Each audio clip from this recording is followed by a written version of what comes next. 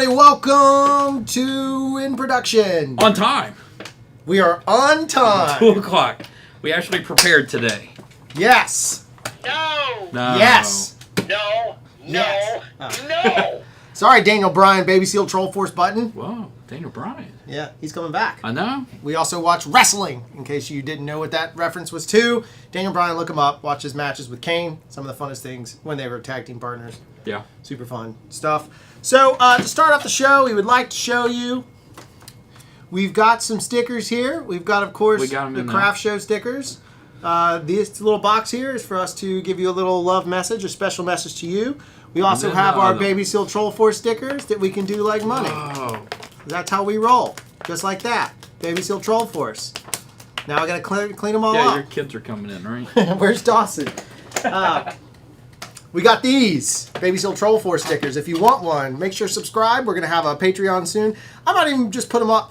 We're not going to charge very much, although anything we do charge is meant to put money back into. That was a terrible idea. Put money back into the 52 card pickup, back into the show itself. Yeah. So how's the volume sound? Because sometimes We did not check it. Yeah, it looks pretty good. At least it looks in focus. It looks good on Wirecast over here. Let's bring up the old Chatsky box because everyone loves the Chatsky box. 3, 2, 1, fire Chatsky. And so now we have the Chatsky box up. Did that work? I don't know. Oh, yeah, we're delayed. We don't really have a monitor. We have a spotlight search up. That's always dandy. There we go. Let's make sure. Pow. It should populate. Why is it not populating? Something is gone. Well, we almost had a flawless show, folks, but the chat has decided to go AWOL and do its own thing. Somewhere there's a chat. We don't know why it's not working. It should be working, but it's... So we will have to figure out the chat as we talk about. So on today's show, I want to talk about a couple of things. One, we want to talk about Cinema Verite and that kind of concept. That was a movement, if you will, kind of like French New Wave, maybe even combating the New Wave to a degree, arguably in the same vein, in my opinion, but in that space. So we wanted to talk about Cinema Verite and why I personally believe that DSLRs have created a new wave of Cinema Verite. Like, it's the new wave. It's the new wave of Cinema Verite inside of that space. So we're going to talk about that. I think the GH5, and I have arguments for reasons why. I think the GH5 is one of the best cameras for that Cinema Verite style, and we'll go into more detail about that. We also want to talk about LUTs and film look and grain because we've been experimenting with some stuff that we wanted to go back and toy with. Yeah. From Small Batch Creative. We were playing around with it this morning. My one test worked well and then failed miserably in another way. Yeah. Then we went to adjusting mode. Yeah. You know, and tried to figure it out. Yeah. So we're playing with some different ideas. Yeah, we're playing with a lot of different ideas. Playing with doing a true transform LUT. Playing with how to make Black Pro Mist or SFX or... pretty much any of those. Basically figure out post filters. Yeah, we wanted to figure out how to make post filters to sharpen some of the images we got. Yeah, or to blur some of the images we've got. Yeah, just soften them up. Yeah. I found a couple of tricks. We have a video to show you some content. It's more of the bacon porn because that's what we're doing right now. That's what we're allowed to show from our clients. So we can show you some of the bacon stuff. It's stuff you haven't seen yet. It's new footage. But we did do a bunch of experiments on it, doing different film grain scans. That is not using Film Convert, though we have been testing that as well. We actually took real scans of grain and then applied them. And we have different variations on that grain. We also picked up a couple new LUTs that we wanted to play with, that I wanted to play with, for Jeff to rip off and make better, which I'm sure he will, because we know his skill relies in the beard. If you shave the beard, Jeff is colorblind. I'll go with that. It's fine. Yeah, sure. I did have a roommate who doesn't watch the show because he's too fancy now. I did have a roommate. You were his roommate. Were you roommates with Jim? Yes. Was it you, me, and Jim together, right? Yeah. So we had a roommate, and this guy is one of the top motion graphic designers inside the United States, and his stuff is unreal. Like, you've seen it. And even outside the U.S., you've seen it. Like, he is epic level motion graphic designer, super talented dude. And the funny thing about it was... a lot of stuff people have seen. Yeah, he's done tons. Funny thing about Jim was he's colorblind. So this guy, I think I've told this story before, but I just like telling it because it blows me away. This guy memorized the RGBIV's numbers, like inside of After Effects, of what the colors were. So if someone wanted something more purple, he knew what to dial in based on those numbers because he couldn't physically see the colors. And his clients had no idea. I had no idea. And like, this is a guy Setting it for a long time. Nobody knew, and this guy just aced the universe. And now he's like one of these guys that works in After Effects, where he never, like, I still touch little buttons and stuff, and he's all script because he just learned this way of doing it. Super talented guy, amazing thing. But just funny enough, color blind motion graphics designer who is acing it, and that's just an encouragement to say, if a colorblind motion graphics designer can become the top in his field, and he is, trust me, in the top of the game, and now he's moved on to something else besides motion graphics, but you can do it too. And you can do it in anything, any way, shape, or form whatsoever. You can learn it. Really bugs me about this chat here, and now I have to go in and figure it out. Yeah, you can't figure it out. So while I do that, we're just going to jump in, and I'll show you some of this footage. So we'll start off the conversation. You know what we don't currently have? What don't we have? A beer. So we're going to show a clip, and we'll go into beer. it. Yeah, it is time for beer. We have a good beer today from Asheville. We have a viewer from Asheville, I saw. So what we'll do is we're going to kick off. We'll just jump straight into talking about the grain, the LUT, the look, and all that stuff while I fix the Chatsky, hopefully get that going. And then when we come back, we'll talk about it in more detail. Yeah, after we talk about the beer for a second. And we'll get a beer too. All right, so here is that little clip. We only have like a couple of minutes. Here you go. We're gonna have that today. We're gonna have anything you want today. It's like Willy Wonka Day. We're about to order some stuff. I mean, it's gonna be like Willy Wonka and the Chocolate Factory. The stuff that's gonna come out in a minute, you better loosen your belt straps right now. I mean, not Matt Lauer style. I'm just talking loosen your belt buckle. There's some things that you can't fake, and passion is something that's hard to fake. And this guy lives and breathes this place. He lives and breathes the product that he puts out. And I mean, just look at the menu. You can't look at that menu and not see something that doesn't make your mouth water. It's fantastic.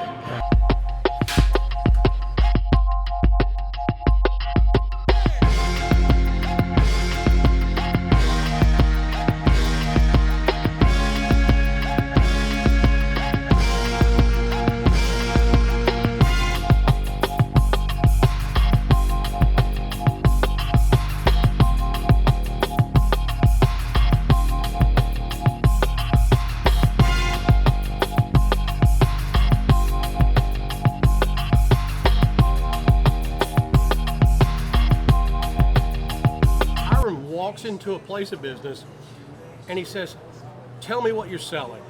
Show me your recipe. Let me take it to the next level with local, with just a little bit of flair. Let me get down and look at that plate. And that's what he does. And he has enabled me to really take the great stuff that I have to whole nother levels. And we're just honored to have him with us today. Appreciate it. It's an honor to be. I worked with the product vigorously. I've been working with the product. Actually, the first time I worked with it was last year at the World Food Championships a little bit, and then really got to work with it at the Kansas City Royal, the World Series of Barbecue. Man, we had a blast with it. But able to just study it some more and be able to get into the Gulf Coast and use it at the World Food Championships, and my barbecue team, we took the first place in Billy's Bacon category. I mean, that ancillary, that enough was enough for me, you know what I mean? I just wanted to take the big check and go home after that. All right, so there is that. Let's see if the pot. See if the pot is working. Yeah. See if the pop-up chat is That's working. another thing for another part of the show. There. Now, the Chatsky is working. How We does should it- have Chatsky. Ladies and gentlemen, there it is. There it is. And Chatsky And it is is there. caught up. We've got it. So, we'll talk about the LUTs. Ooh. Let's discuss that back and forth. That was loud. Yeah. We'll talk about the LUTs, go back and forth. But first, since we had that little break to fix things, we are drinking a beer that I brought back from Asheville, North Carolina. This is from Waynesville, North Carolina. That went way off. This is Boojum Brewing Company's King of the Mountain. It's a double IPA, 8%. King of the Mountain, it says, from the highest cave in the range, the Boojum watches over his... I don't know. I'm not reading that. Ready? Yeah. Yeah. 8%, not bad. No, it's not terrible. It's not like the old bottle back there that got us in so much trouble. Yeah, that's true. The episode that'll never be shown again. Ooh. It's good. A little soapy. Yeah, that's pretty good. It's pretty tasty. It's not Yeah. Boom Sauce good. It's Constellation It's not Prize Boom good. Sauce. Is it Constellation. It is Constellation, not Consolation. Yeah. Yeah. which is from Lord Hobo Brewing. If you guys ever have a chance, I know we talk a lot about beer on the show because we love beer and we happen to be called Craft Show. We do. For the last time, no. That was a good So one. let's talk about those LUTs. So one of the things that we did is I found a couple of LUTs. I know Tim is in here. I saw him pop up. One of the things He we is. looked for.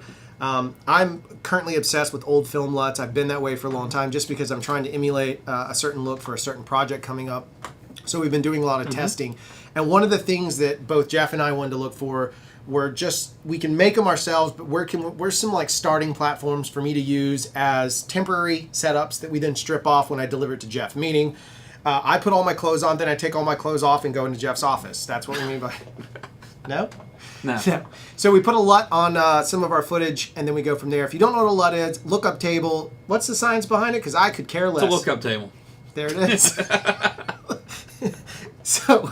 So LUTs allow you to kind of put a preset sort of look onto your footage. If you don't know what that is, hopefully you do. Take some time. There's better videos. I'm sure someone in the comments or somewhere will tell me Wolf Crow has the best video ever. Check it out, then watch the Wolf Crow video. He'll tell you about LUTs. Yeah. Yeah. We also will be putting out some LUTs on the Patreon that are exclusive. We're also going to do some custom LUTs, meaning send us the footage you want, and Jeff will make you a custom LUT if you're a certain level of the Patreon, whenever that comes out. Whenever I get off my arse and do it. It's Oh, tax look at season. that. I'm doing my taxes. Yeah. Well, you also went very European with the arse. Yeah, I know. I was So- trying to do the... Stay away from the yeah. 3-letter I word. was trying to be kind. Yeah, so you want 4-letter. Yeah, I just bloody like it. arse. Yeah. Because you can say bloody arse in America as much as you want. Bloody arse. True. And no one can say anything. Yeah, pretty Yeah. much most people don't even know what you're saying. Conversely, you can use the C word in other Yeah. places, and you can't use it here. Exactly. Yeah. Yeah. Unless you're Yeah. Mal Lauer. Yep. I don't think he said that word. Anyway, Maybe you did. It was a Maybe- closed office. yeah, Who we knows? have no clue. Anyway, long story short of it, inside of those LUTs, we found a couple of film looks that we liked. One of them being Kodachrome, one of them being a Technicolor one, which is just way out of control, and it doesn't really emulate Technicolor quite the same. Yeah. I think you'd have to shoot very specific for that, and it needs a lot of work. And then we found a Vision 500 tungsten LUT, which Vision 500T, I used to know the stock number, was my absolute favorite film stock. When I did shoot film, I just like the look of Vision over something like, I can't remember. Can't remember. 3250? I want to say it's something like that. 2550? 2500? No, I don't think I it's don't remember 2400. now. 24 Anyway. something? Anyway, Yeah. whatever it was. So we found those and we kind of played with them. Now, we had these film scans, like we talked about in the beginning. We had these film scans that we found from Gorilla Grain, which is where they go through and they Yep. actually take negative film, they shoot it, and they give you a grain pattern that's organic. Film Convert is another really cool tool. Film Convert in cases adds a level of sharpening. I don't know how to describe it. It looks like it does feel like it. does. It's not, but it does. It's an feel that algorithm-based way. grain. So every camera has a different algorithm, which they base their grains off of each camera. Right. And then they have a default camera as Right. well. Which I don't really want to use another camera's grain. Yeah. I'm trying to emulate Oh, film neither. stocks, not digital cameras. Yeah. You know what I mean? Like, I guess I would use it if I was matching cameras, like if I was really getting into like Yeah, the you'd epic probably grain do that, pattern yeah. on a GH5 clip. Yeah. You might do that to really, if you're really going to pixel peep it and match it. I'm not sure how much value there is when you compress it to put it up on YouTube. I don't even know how good that looked Yeah. coming through YouTube. Well, some by the people way. said that they couldn't see the grain, which might be a compression issue. It could totally be. Yeah, it totally It's going could to probably be a blocking issue. I even did that one pretty high, too. Long story short of it, jumping in, we dropped that on, and I wanted to test around the different looks. So when we were going through the process with Bill, or shoot of editing Bill, the Bacon Man, going There you through go. that process. Because I don't think anybody knew who Bill was. Yeah, when I they just said realized that. Unless they were paying attention. Maybe not. We Maybe never not. said Who his name. knows? I don't No. know. It's the Anyway, Bacon going- Man. The Bacon Man. Or Go- Chris Farley. He does kind of act like Chris Farley. He does. He's He quite doesn't really comfortable. look like him, but he does have the mannerisms. He completely had moments of like total Farleyism, but we wanted to look at it from that. So LUTs are kind of a weird. It's kind of a hot topic sometimes because we see LUTs getting abused in the way of just really lazy cinematographers. That's not the word. Really lazy. Going out, and I'm not supposed to say that word. Really lazy filmmakers, filmers, You camera. can say filmmaker. Yeah, Or filmers. yeah. We've learned that, and this will just demonetize us, but the word seems to demonetize And you just our definitely stream. gave us Yeah, a good chance. yeah. I of- just wanted to test it. Yeah. I'm just checking the theory. That just worked. Yeah. Pro tip: if you don't want to get demonetized, don't say the four-letter word SHOOT. That's 5. That's So So looking at those, we wanted to kind of go through and apply it and deal with the hot topic debate of what LUTs are and the laziness that I see them used as. Yeah. We use them as a starting off platform. So a lot of times I want to drop a LUT because I don't want to look at, maybe I have an idea in my head of how I want it to look if I'm cutting or directing. And Jeff is working on something else. So I might use a LUT as a quick workaround. And I also might use a LUT as just so I don't have to stare at log footage. I think if you stare at log footage long enough, you go colorblind. Yeah. Yeah. You do. Everything just looks milky and creamy. It does. And I get tired of looking at it. Saturation in your eyeballs. Right. Now, the up and down of that is I only apply the LUT when I'm done with my edit. I don't LUT every clip prior to because that is a tremendous waste of time. It is. Same with color correcting every single shot just beforehand. Yeah, I don't get it. I just personally don't get it. I guess you could apply a LUT in a batch dose and go there, but then you don't really know how it's going to be. So long story short of it, we go through and we check them that way. But the real challenge is when we're done with that, we then need to go back and either match that or modify it. And so I strip the LUT away so that Jeff works from a reference video and can kind of go forward, and we play with the grain levels that we want. The thing that I got so excited about inside of this footage that we showed was that particular piece of the bacon, the really close-up knife shot of the bacon. That was with a vintage lens. No ND though, right? No. Yeah. No ND. It's just a vintage lens. Probably at about 2.8. Yeah, and so, I mean, not even really knocked down that far, like, to be honest with you, because it has a multi-speed booster gimmick on it.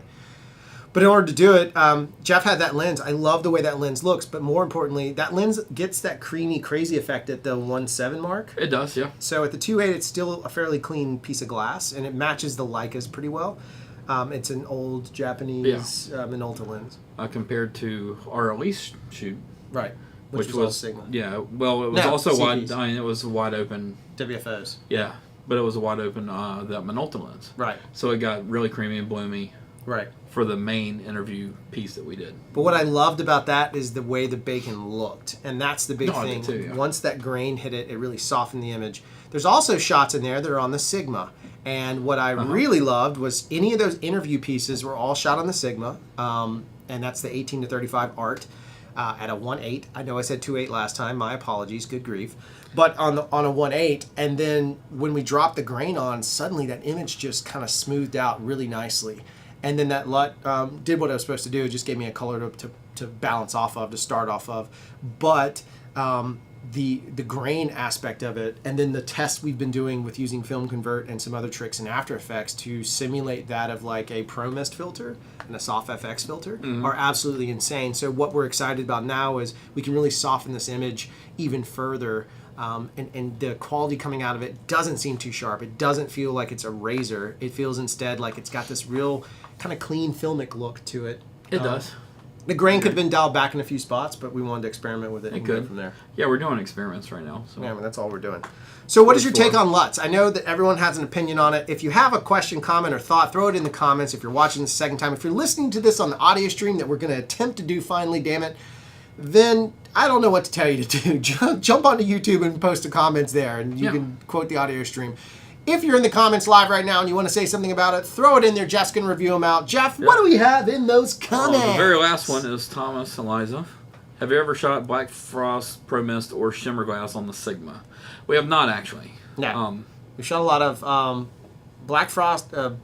Black Frost, I don't know. But Pro Mist, yes. But not on the Sigma. And Soft FX is my favorite. Quarter. Yeah. I don't like a really heavy one. I can't stand it when it's too heavy. It looks like NCIS. They seem to use one on NCIS. It drives me crazy. It's just, it adds that soap opera effect to me. I'm looking for more questions here. Switchback events. Guys, that was great. Are you going more depth with the LUTs? That was earlier. Oh, yeah, great. Switchback. Did we answer your question on in-depth on the LUTs? Did that help you? Do you need more information? Yes, no? So it really is going to matter about the lens. Obviously, the lens is the most important part when you're in the acquisition. I think it's more important to concern yourself with glass than you are the sensor you're using for the most part. Yeah. Today's day and age, most of these cameras and most of the users on this show know that. They all have, most of them are here for GH5, but even A7S, I think the glass you put on that, I think the glass you put on a red is very important. So that's one side of it. I think the LUT is then affected by the glass. So one of the things we are experimenting with and will be part of our Patreon thing is trying to customize some of the LUTs for the glass, known pieces of glass, and sensor combos, because I think there's going to be a visual difference. Whether you like it or not, I think if you can try and find some level of standardization across the board, you're in much better shape. Doesn't mean you can't use them for artistic reasons, but at least if you have this Leica 12-60, which we're currently shooting on, if you have the Leica 12-60, and you have like a Zeiss CP, so we have a CP2 here, the 28. These are not going to match, right? And even if we graded them to match, that's fine. But if you wanted a LUT that was representative for this piece of glass, because these lenses have a very interesting read, then I'd like to. They do. They have a very interesting tone. I'd like to try and match those tones to accentuate. So how do I make the Zeiss lenses feel better for vision? So how do we tailor those LUTs? So that's an experiment that we're working on. So these will be custom-made LUTs, CRFTSHO only, Patreon-y, or whatever we do. We don't know yet, but we'll test them on you guys, I'm sure. It'll probably be a link that only shows up in the live chat one day, and then it's gone. Like it's only up for that window. Download them, and then then you can share them across the internet. I don't care, but. So we want to do them for custom lenses and popular lenses, more access lenses, the stuff that people are using, and frankly, stuff that we have or stuff that we rent. Yeah. Because it's not hard to generate. Can you talk about LUTs in the color side, or unless there's another question for someone? There's a couple questions here. Not sure if this relates to your mist and post, but how do you guys skin smooth in post? So the biggest part for me would be to qualify the skin tones. And then usually go from there. Usually in DaVinci there is a mist. There's a blur, a sharpen, and a mist. Mist does it very softly. Blur can do it very softly. You just got to watch how far you move the blur in DaVinci. In Premiere, I'd probably qualify and then smooth out skin tones as well. But I'd do it probably... I don't know which blur I'd use actually in Premiere. I'd use something soft though. No, I'd probably Very do soft. I do a channel blur. I can't even remember if it does it. I do a channel blur. I can't remember if Premiere does it or not anymore. I That's sometimes what do I a was channel gonna say. blur on it. The other day, or one of the things we figured out today is, remember that guy that posted Travel Feels, maybe put out that video about the skin tone looking so bad at whatever on the GH5. We were able to replicate that, and it looks like it's coming through in the luminance channel, the green channel essentially, and it's an easy way to combat it by just doing a channel blur and then taking the red channel up to combat it. It actually softens that green element out and starts to hide it. You might have to do it with a little bit in the blue as well. But it did something really interesting when we did that. It kind of smoothed the skin out. And we pushed some footage to look that way, and we were able to replicate it, and then we were able to correct it. So it is possible to correct that look. However, that's just a personal way of how we approach it. The biggest thing about LUTs, and I don't know Paul Lemming, whatever his name is. I don't know him. I've seen pro and hate and all kinds of stuff back and forth. I will tell you this: anyone that tells you that a LUT, me and Jeff would be guilty of this if we had done it. Anyone that tells you that a LUT is the end-all be-all is a moron, and run from them as fast as possible, because you are actually destroying your creative content. Your job as an editor or cinematographer that's dealing with that, or again, filmmaker dealing in that space. I hate the fact that I can't say the other word.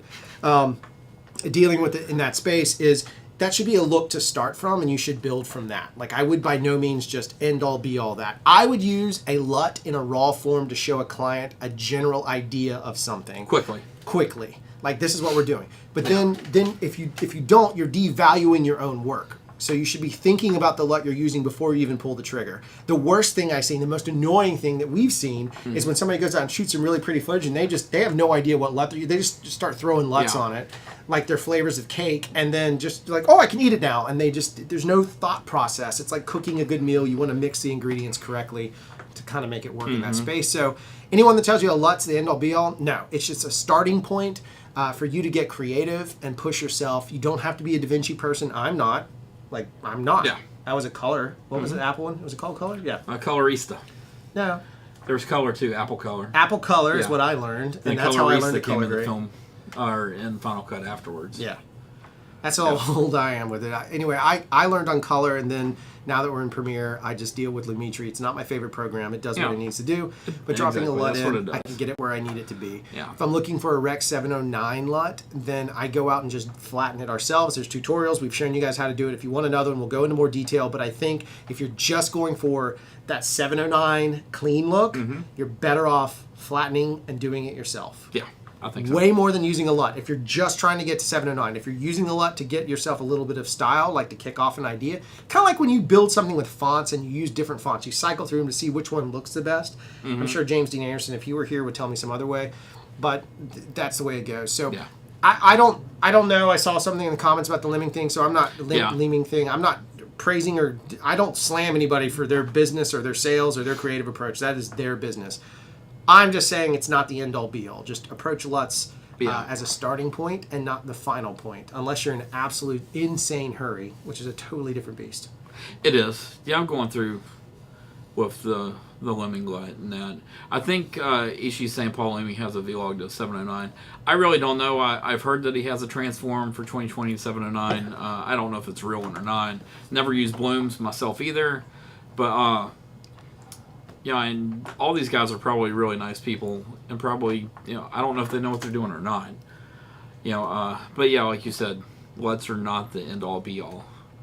Transform LUTs are the main, or what I consider to be the most useful LUTs. Right. Just because it's a true LUT transforming color space. But you're a pro level. Yeah. I mean, the other ones to me are just they're LUTs, they're color LUTs for what they are. Right. For people that don't. And everyone's going to tell you how to. And look, LUTs fall into a weird category. Like we can argue camera semantics because they have features, but LUTs do a very specific, simple thing like guns. And being a gun owner and a person who recreationally fires a gun, I didn't use the word. Yep. At targets that you are did not very well, too. not living in any way, shape, or form. Being a person that does that, I often get into conversations and I'll hear somebody will say that 45 is better than 9 and 40 is the best and 38 for this and this is my shower gun, true story, and all these other different conversations. And the truth of it is, it's all a tool. They're all just one tool. At the end of the day, if I need to pull the trigger and make it go boom, that's the only thing. If that's the objective I'm trying to accomplish, everything else is literally aesthetic. It's functionality, like a function that you might like better, the way certain thing fits in your hand. If we're talking about firearms in that case, if we're talking about LUTs, it's the same thing. Everyone has where I was going with this is gun owners have very strong opinions about the guns they own, and it seems LUT owners have the same. Good God, LUT owners. Why? It's like the Chevy. In the South here, we have a lot of stickers of Calvin. Remember Calvin and Hobbes? Yeah. He's constantly peeing on a Ford or Chevy logo because in the South, apparently, it's a status symbol of what truck you drive, except for Dodge. No one cares about Dodge. Yeah. Which is... Or the other one big down here is certain college school logos. Yeah, getting peed on. Yeah. Which, let's talk about college football for 3 seconds. Yeah. Alabama's awesome. Who won the Iron Bowl? Did it matter? No, it didn't. There we go. Yeah, it did for our coach. He got a raise. Yeah, there you go. Guns are bad. Well, that's an opinion. Totally fine. I think they're perfectly fine. I have no issue with guns. I'll argue for it. I use them every single day. To shoot. Trevor, and MPEG are all basically saying the same thing while kind of arguing at each other. Oh, interesting. Yeah, LUTs can definitely be destructive. Issue football, American football. Yeah, I like soccer, but I do too like soccer. But if you're gonna make me pick, it's gonna be football. Yeah, we do live in the south of the United States. Big college football place. That's a great quote, Trev. No one does get to make creative decisions but you, unless you have a client, and then they will make all the creative decisions for you. Or you're broadcasting, and then quality control will. Yeah, and then QC will not completely though. They don't have full run. Yeah, but they do have some. You can do creative intent to get around some. Some, but not a lot on broadcast. On film, you can. Yeah. And you guys know what QC is. That's when you finish a project. Like if you finish a movie, let's say Netflix or wherever else you're sending this film, they will run it through a QC process where they make sure that your brights, your whites are in legal space, that your blacks are in legal space, saturations. Yeah, the only one I've ever got nailed on. We got flagged on Amore once. that we didn't know Oh, we about. did, yes. Yeah, We got yeah. flagged on the more, and we got flagged on that saturation on the edge of a piece of glass that was 1 frame. Oh yeah, it was. Yep. And so we've had QC issues, so that's what we're referring to when you talk about QC. Yeah. Just important to throw up there. Very And important. From experiences of other people, everybody gets hit with QC. Jeff is concealed carrying in his beard right now. He's got a Desert Eagle .50. A deagle. Y'all shoot deagles? Y'all probably don't know that reference, but that's fine. Bet you guys like Clemson. I hate Clemson. I'm an Alabama fan. Roll Tide. Not as much as Tennessee, though. Yeah, that's true. That. All right, so one of the things we wanted to also talk about before we go into Cinema Verite is a little segment we like to call That's What She Said, in which we talk about a world-famous YouTuber that is a part of our channel, and today's very special guest is going to be a gentleman named Marv Ranger on YouTube, but he goes by MK Flav. If you have a chance, check out MK Flav's He's channel. not here today either. I don't see him, but it's a very, very fun little channel. I have fun. I like digging through our subs and figuring out who is having a good time in life and who is taking things way too seriously. A good time in life. He's definitely having a good time in life, Definitely. and I appreciate that. That's the purpose of YouTube, is to educate, inform, and enlighten, and that is what it is doing. Now, what have I done? What have you done? I have broken the internet. There we go. It's what we do every show. Yeah, that's normal. Yeah. So, I gotta pop the comment box back up here. Yep. Alright. Just going through what we've done. Yeah. We've done LUTs. Yeah, so we've done our LUT bit. Is there any other comments on that? I mean, it's a general thing. I can't tell you how to use a LUT. I can't tell you why to use a LUT. All we can do is suggest the concept of approach. If you want to find these two LUTs, I'll try and post them in the replay. I'll put the links to the guys where I found them, because the Kodachrome run is fantastic. I love it because it reminds me of what I used to shoot. And then the Vision is what really reminds me of what I used to shoot. I'll post those links there for you. Mm-hmm. Not a big fan of the oh crap, Tricolor, Technicolor. Not a big fan of the Technicolor. It just doesn't. It's faking something that's going to be nearly impossible. It requires too much work to do. Yeah. ProMist filters, That's I don't know what if it that's is. derived at us or not. All right. The word verite, I believe in French, means truth. I'm 90% certain, maybe 98%. It means truth. Let's talk about Cinema Verite and what it is. Like, where it came from is a whole different beast. So it's part of a French film movement that was in searching for truth. They wanted to find the truth in narrative construction or in the narrative itself. In some ways, you could argue it's the birthplace of the documentary, because in my understanding of it, the early parts of docs were mostly narrated. And if you think back to those ones you might have watched, now some of you guys are younger, but some of us older guys, those docs we watched in growing up in grade school with the tape cassette that sunk to the projector, slide projector, that was all voiced over and was narrated. And it wasn't as common to have a person talking to the camera or through the camera to narrate that piece. Which is interesting, because Verite is now kind of what I would call modern docu-style, which is extremely popular. Yeah. Which is how we make a pretty good living right now, is shooting a lot of docu-style content. That's how we make most of our living right now. And it's very popular, because we can bring a cinematic approach to a docu-style sort of storytelling and go from there. And bring a few lights, not many. Yeah. It can look a little more rough around the edges. It doesn't have to be as purposeful. Arguably, it's always going to be somewhat. But verite is also a fancier word, and I said this before, and someone corrected me on the French part, but verite is also a fancier word for guerrilla filmmaking. That's what many of us call guerrilla filmmaking.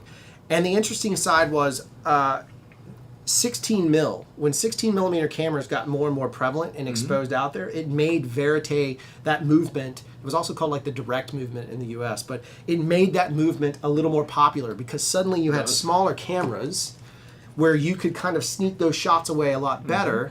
So you can kind of see how I'm drawing a comparison between the 16 mil side and DSLRs. I mean, you can't even say it's the digital revolution, because the XL1 or an EVA 1 or C200, 100, 300, those all, they're bigger cameras. They draw attention. This just looks like I mean, maybe not with this lens, but with a lens on it, just looks like I'm popping stills, and frankly, you can sit there and shoot shots looking as if you're taking photographs, and some people aren't going to notice. Therefore, you are capturing maybe a more truthful image or truthful story, the true part of the scene that you're trying to capture.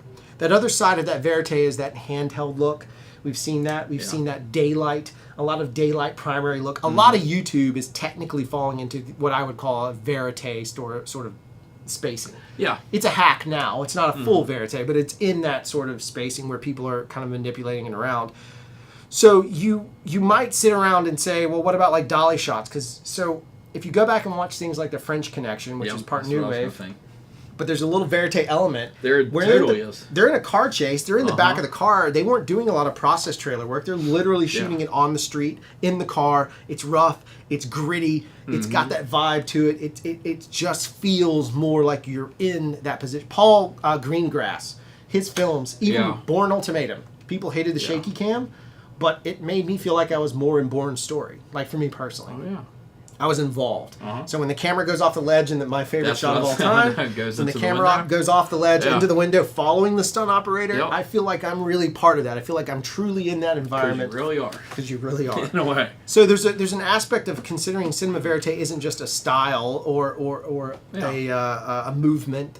I would also consider it to be like a formula that in some ways is being used to help tell a story.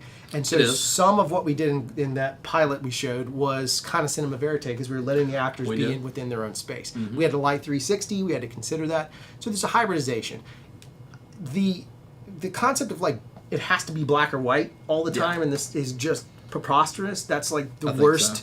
That's the opposite of filmmaking, in my opinion. It should always be grade lines. Yeah. You know, a science fiction movie can also should be a be. drama, and Exactly. and you know, a doco piece can also have narrative elements to it, and it still holds up. Exactly. Well, Welcome to Lathe is a prime example. If you guys have seen that documentary, I think it's fantastic. It's maybe the best thriller I've seen in the past 5 years. But it's a documentary, but it plays like a thriller. Like it truly it plays like edge of my seat thriller. I'm totally engrossed by it. Tickle was that way as well. Tickle was another one. Tickle was a doc that did not was the started out one of the weirdly funny and craziest turned ones. into like this crazy, almost horror film. Yeah, it's like a or thriller psychological horror thriller. movie. Yeah, totally same thing. So I think blurring those lines. So I wanted to bring up verite just to kind of say, look at it. You'll see it. It's in tons of commercials. It's in tons of content is. these days. And the funny thing is, it's a quick and easy, beautiful way to help you generate revenue as well, because a lot of people, a lot of agencies, a lot of companies are very much into that verite sort of vibe, that verite look. So that docu-style approach. The GH5 being the camera that I think is the best for it is for these two reasons primarily. Yeah. One, the dual card slot scenario inside of there gives you a longer play, which means you're getting longer captures. That's not an exclusive thing, but it is something that a smaller camera has. So the fact that I can record longer or redundantly, but more importantly, longer, if I would like to, is fantastic. The other side is the very thing recording our audio is the fact that I can throw that hot shoe gimmick on the top of my camera and have 2-channel audio, meaning I can put a Pretty lav decent audio. and a boom right off of that without having to run a whole big rig or have a separate recorder. Yep. I can minimalize my footprint, which means I can minimalize how much I'm interfering into their lives as much as I can by having a camera like the GH5 in that space. And that sounds like a shameless plug. Other cameras can do it, sure. I just found this one to be the best for that process. It gives a good look too. Like that's a separate issue altogether. But I mean, a Sony A7S, a 7D, pretty much any of those digital SLRs that can record good video quality can be used for the same type thing. But I don't think they have. We just like the GH5. I just don't think they have the functionality of that. They don't, well, some of them have the dual card slots, but not all of them have dual card slots. Right, and so they don't have the combo, Yeah. and I think that combo is what makes it. If you're working makes it in that work for space, us. it's what works for us. And I'm not telling you it's the only one. I'm just saying it's the one that we found out of all the cameras we've tested, and we tested tons before we bought a GH5. It was, or got into the GH5, was the one that kind of appealed to us on that level. And then with all the accessories now, you can kind of kit them out however you want.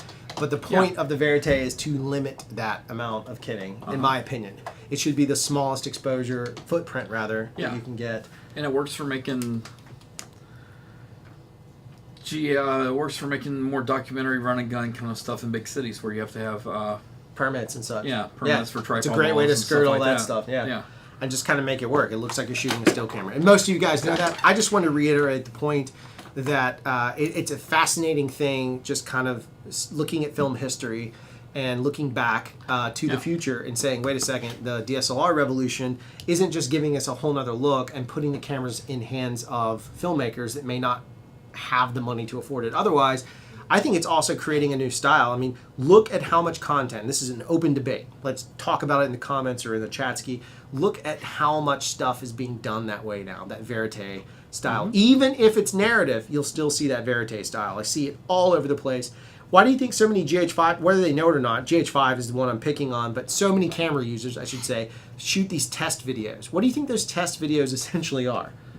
I mean, show me one that's like a really complex test video, and not shamelessly plugging, but like Heirloom was essentially a very complex test video. Yeah. I mean, it was. It was. But there's other ones, I'm sure. But I mean, like, No, there are. we spent a lot of money on that. It was a test video, A essentially. lot of money, a lot of time. Right. A lot So of- otherwise, it's that verite, and it was not verite. Like everything was very purposeful in that, versus going into sort of that handheld style. And I think it also speaks to the world in the sense that we like to have things feel like we captured them in the moment, and that's where that verite comes in, as it feels more honest. Whether it's true or not doesn't really matter. Yeah. In fact, we didn't get the bid, but we had a bid come across our desk for a huge company who was going to do it. They wanted it to simulate FaceTime, so it would feel verite in that way. They wanted these ads for a big company to simulate that, where they were talking to a parent or loved one via a FaceTime sort of gimmick, which again was a type of social media, at least. right. So it's in that verite space, and social media has changed the term of verite in my opinion, anyway. But, Oh, yeah, completely. or guerrilla, whatever you want to call it, Yeah. whether you spell it with an O or a UE. Yep. Just say it. You can Exactly. go either way. You could. I go gorilla like gorillas in the midst. Okay. I don't remember what movie that's from now, but it was a funny movie. Maybe it was like Burn Hollywood Burn. Who knows? What random movie. Yeah. Anything happened in the comments? Scott Robinson is here. Knows the stunt operator from the Bourne scene we were talking about. Oh, Scotty R. Welcome Yeah. back, buddy. You know that's my favorite scene of all time. Totally obsessed. Yeah, I gotta come back up here. Scott R. earlier. I am lumping Scott Robinson, super producer, real filmmaker. Am I lumping cheap filmmaking into it? I am actually, Scott. I am lumping that in there because I think it can go both ways. I think once we start spending a certain amount of money, I think you lose that sort of verite approach, because then it is contrived. That's to say, you could spend a ton of money to make something look cheap. We know that. That was not meant to be a jab, but it was. But you know what I mean. ourselves. It's one of those things of like, it's in that space. Scott, great question. Love you, buddy. Let's talk later. Yeah. Scott R. was asking where the Vikings are today. I don't know where Espen is today. Yeah, where is Espen? There's no No Viking. idea. There's been no call for Vikings. He must be working. So I went up here. Scott R., how much would it cost to get a single song for you guys from a big name band? Oh, that is a Robinson. massively- Hey, Scott Robinson, how much? Can I talk about this? Can you answer that question? Can I talk about the Convergence soundtrack quotes? Am I allowed to talk about the actual price of the quote? Yes, you can. No, Or yes, that's for something yes. else. Gotcha. Scott Robinson, We if need you're another listening- answer. Yeah. I will answer that question, Scott R., if Scott Robinson allows me to talk about what we nearly paid for... Yes. Yeah, okay, cool. So, thank you, Scott Robinson. Scott Robinson was a producer of the films me and Jeff have made and all kinds of other great stuff. Scott Robinson, amazing guy. Look him up on IMDb or visit dramafreezone.com. Shameless plugs.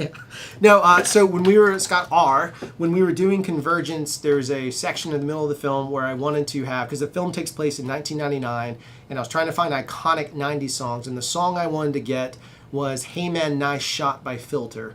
And so we reached out, Scott Robinson and I both reached out to various sources to see if we could track it down, and the quotes that we were getting back were anywhere from 55 to 75 per side. And what that means is that's $55,000 to $75,000 per side, which is the publishing rights and then the recording license. So per side means you double that number, so 100 to 150 to use Hey Man, Nice Shot in a indie film, essentially. So securing song rights is tricky. That said, there's other ways around it. If you're going to go into that, I highly suggest finding a super organized music supervisor, best money you'll ever spend. We were able Yeah. to get some Scott helped us, Robinson helped us get some, like Les Claypool. We have Les Claypool's Duo Du Twang covering, what do we have? We have 2 songs. We have Jerry Was a Race Car Driver Yeah. by Primus, covered by Les Claypool in a bluegrass style. Uh-huh.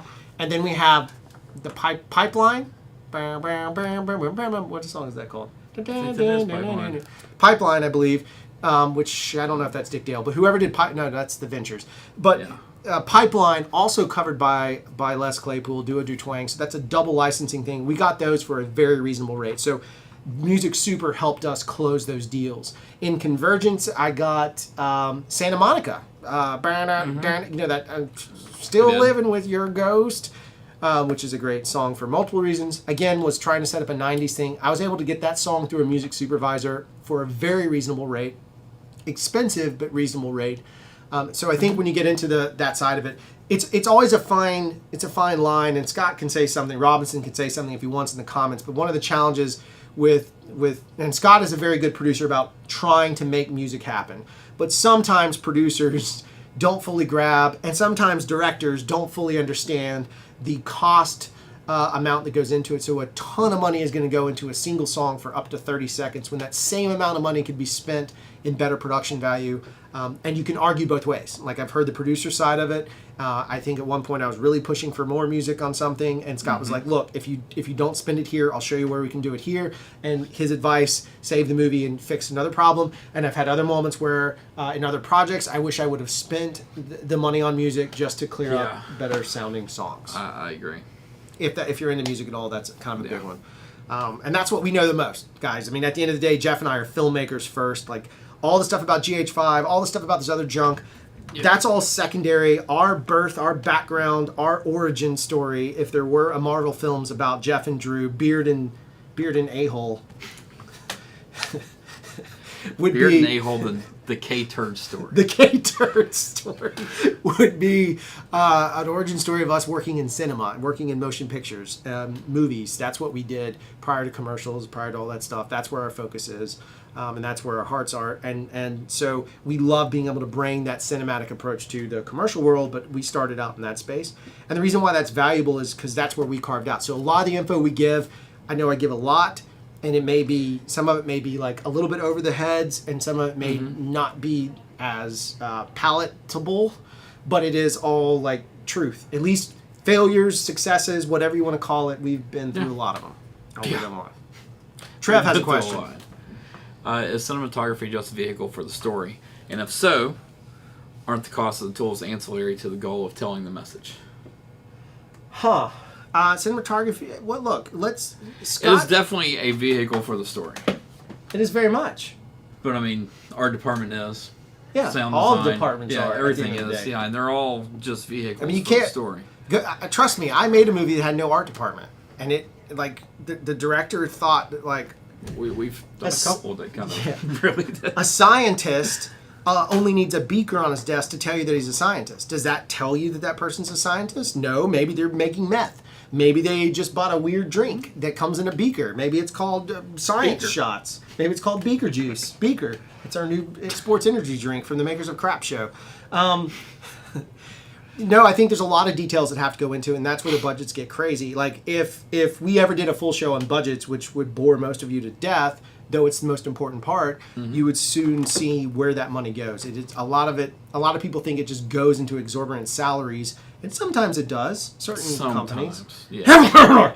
But in others, only people that know that joke will get it. But in others, you can see where the money's being spent and how well that money's being utilized, and that falls onto the hands of the producers, specifically the line producer and the UPM, working in tandem to make sure. Because sometimes you get producers on shows that just spend money, and I know that Scott Robinson knows that. That's what He's not Trevor's one of those saying right people here. He that- said, "I'm guessing I'm saying spending more money doesn't necessarily make a better product."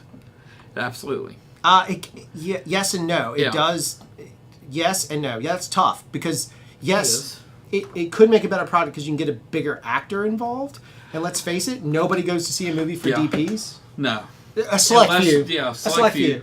Not But enough to count for no one your cares. sales over the weekend. Nope, no one cares. Everyone goes to see a movie for the actor. That is it. hands down. Or the story if it's a horror film, fair enough.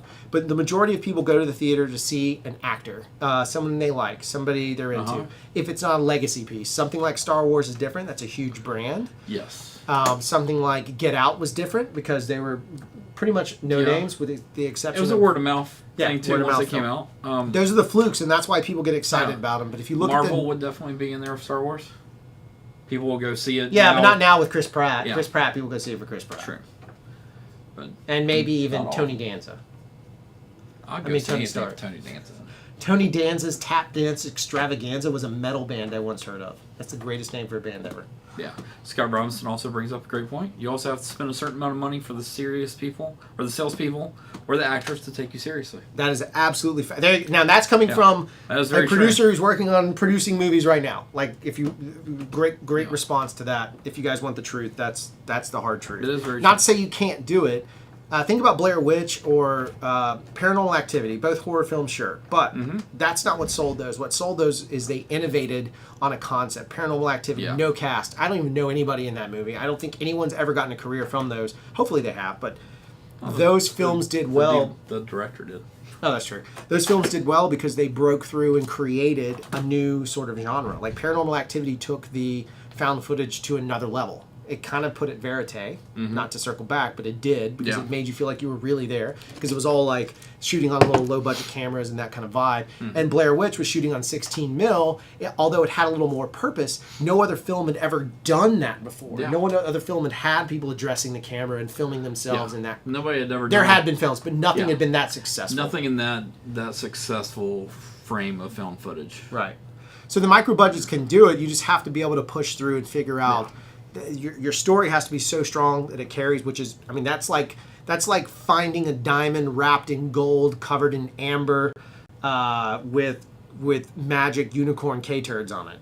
It's impossible. Yeah. It's tough, but it can be done. Yeah, I don't know how we name alert, name talent. Always ask the budget what it is before they even read the script. Yeah. That's coming from a producer right there. Name talent. So name talent's what put butts in seats what get you pre-sales. Pre-sales is how you fund your movie. How you then sell your movie after the fact to recoup that funding is through those same named actors. So that's kind of the point on the budget side of doing it, unless you get a favor or some kind of crazy stuff. Well, that's Sean Penner here. Don't forget marketing. Absolutely. Marketing that's Get Out for you. Yeah, that's totally right. But that usually comes in P&A. Yeah, I think it there does. Like in production budget. I mean, some micros they need to consider it, but in production budgets, that typically is wrapped up in P&A. But Get It's Out's not a big correct one me on because that. everybody's talking about how massive of a budget the movie was. Yeah, but I mean, it's really not because most of it was marketing. No, because we know the budget. Yeah, exactly. That's what I'm saying. But That's, the P&A is the back end, and Blumhouse, they have more money to put behind. Look at Star Wars, man. It's like how many? I see 1 million commercials a day for Star Wars. And Ferdinand with John Cena as the voice of a bull. Exactly. John Cena. I got a straight up confession here on Craft Show. Goodness. An hour over. Here on Craft Show, straight up confession. I applied for a job. Haven't told you this yet. I've officially applied for a job. This will probably not get me the job, though I think they should give it to me based on my amazing contributions to the YouTube verse, along with you. I applied for a job at WWE as a writer. Come on, let me write wrestling. I kind of hope you get that. It would be epic. I have to move to Stamford, Connecticut. Stanford? Stamford? It's close to beer country. That is close to beer country. Yeah. Heady topper. Yep, so if I get a job at WWE and I suddenly go off the air, you guys will know why, because I'm writing wrestling. Yeah. What do you want me to do? I love it. I want you to write wrestling. I want me to write wrestling. All right. Any gotchas? Any other questions? Yeah, I'm going to answer James Taylor right here. Oh, Bearded One. Any gotchas in shooting vlog with a black and white deliverable? I mean, it's really just proper exposure. QC will come into a big thing right there. Make sure midtones show up. A lot of people will crush their blacks and blow out their whites. Make it to where you really can't see anything. That's probably my biggest thing to watch out for. And the deception in midtone or in broadcast delivery of those, if it is for broadcasting in capacity, is making sure the broadcast safe. Because a lot of times I see people take black and white footage and they crank the highlights up to give that contrast. So I'm saying you'll they blow lose it the out and then midtone, you'll crush it. And then, but then they're illegal. Yeah. And then they get flagged for it. You might be able to get away with creative intent. I'm not sure. Yep, I'm running for president. That is true. see, Serge is talking about 5K anamorphic. Yeah, I don't know if that's really important or not. To me, it's really not. I mean, we're talking about the GH5S. Which I'm now thoroughly convinced the S, this is an internal discussion, that the GH5S, the S stands for studio because it will be more of a studio-friendly camera, which goes in line with what we said last time in our prediction, that it will be a vlogger, blogger, whatever, friendly camera with autofocus and all that crap because it's for the studio use. That's my theory. It's GH5S stands for studio. That's what I'm saying now. There you go. And Penner's right. Blair Witch did blow up because of marketing. No, the marketing on that was insane. Yeah. It was actually, I would say, one of the better marketing plans I've ever seen. Yeah. I still didn't care about it. I saw it from word of mouth. Yeah. That's why you can't fake the. I saw it because of Jim. Jim was all about it. Yeah. I think we all went and saw it when it opened, actually. Yep. Isn't crap for some people. Autofocus isn't crap. I don't know what that means, MPEG. Sailing Rewind. That's not. Yeah, he said he sent you an email earlier in the show. Oh. Yeah, I got it, Sailing. I thought it replied. Yeah, I don't think he did. Oh.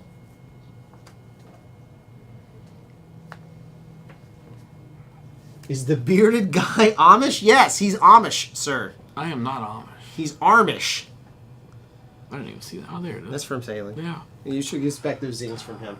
We're just reading the comments. Just reading the comments. I'm looking for, trying to answer somebody back here. Yep. You guys have any other questions? Patreon's happening, like we talked about. At some point, it'll be there. You can get stickers, custom LUTs. You can come play PlayStation with us. We can talk about stuff. Full-on disclosure on as much as I can give you. I can't ever give you like real numbers on stuff, but I can give you a lot more detail than I'm willing to do on this. It'll be in there. We'll probably have special guests. Like I'm going to get Scott Robinson on there. So like literally, he is a fantastic teacher. He's super patient dude. But we can't do Scott's in here. No. I think it needs to go out to the... Yeah, it needs to go out to the corner. The corner's kind of changed. If he ever comes through. But whatever. We're going to try and get Scott on. Scott Robinson on so that you can actually have a conversation with him if you guys have producing. Lots of little stuff. Other producers, other filmmakers. That'll all be wrapped up in that once we get it off the ground, which is basically me just not being so damn lazy. Yeah. Ooh. Scott Robinson, bite me. Yeah. See? Told you. Nice guy. Just the sweetest heart you've ever met. Yep. Just a sweet old fella. Well, we still love him. Yeah, he's a good dude. All right, we're going to wrap it up. We're going to keep the comments up so you can talk, but that's all I got to say. I'm out of words. Me too. Believe it or not. Me. Waverly Arm Guy. No Baby Seal Troll Force of the week because we didn't get trolled. We didn't get trolled this week. We didn't have any trolls. As far as we know. As far as we know, yeah. Yeah. I mean, I'm sure there's somebody doing it somewhere. Probably. MPEG's probably doing it right now just to do it for us. Yeah. So what's bigger now, the film industry or the distribution channels, content creators like Netflix? Is Netflix legitimate? That's an interesting question that I'll answer this way. Netflix does not pay you what they think you what you think they pay. Yeah. Like most people think everyone's going on Netflix and making millions of dollars, and I can assure you that is not the fact. Unless you produce directly for Netflix, and even then, I would tell you their budgets are solid, meager, but very, very constrictive. They're very smart at managing their money. Especially if you're straight with them on their way of having to do things. Oh yeah. 3 different producer friends of mine have done films directly for Netflix, and I've heard the same stories over and over again. All positive responses, but like it is a very touch and go business. I will say that the distribution channels are only important to people looking for content. They're not necessarily that important in the business yet. The business, the film industry as a business is still reliant upon actors and names, and that's the only thing that will matter until the world decides to stop caring about that stuff. But I don't think that'll ever happen. So actors and names are still the most driving factor. All these distribution channels seem really awesome. They perpetrate, in my opinion, the dream that everyone can be a star, when in the reality of it is it's set up against you from day one.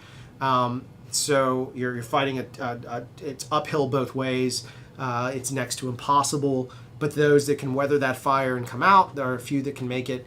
But I do not believe that the amount of distribution channels helps. I will say the coolest thing that I've seen is Amazon Prime has opened up the floodgates to allow you to put short films and your own films directly on Amazon Prime. It is completely, I think you have to be vetted, but it's not a hard vetting process. and you can literally add your own content. I have a documentary coming up on Close Encounters that'll be up on Amazon Prime very shortly. It's really good. It's not perfectly shot. It's a documentary. Oh, no, yeah.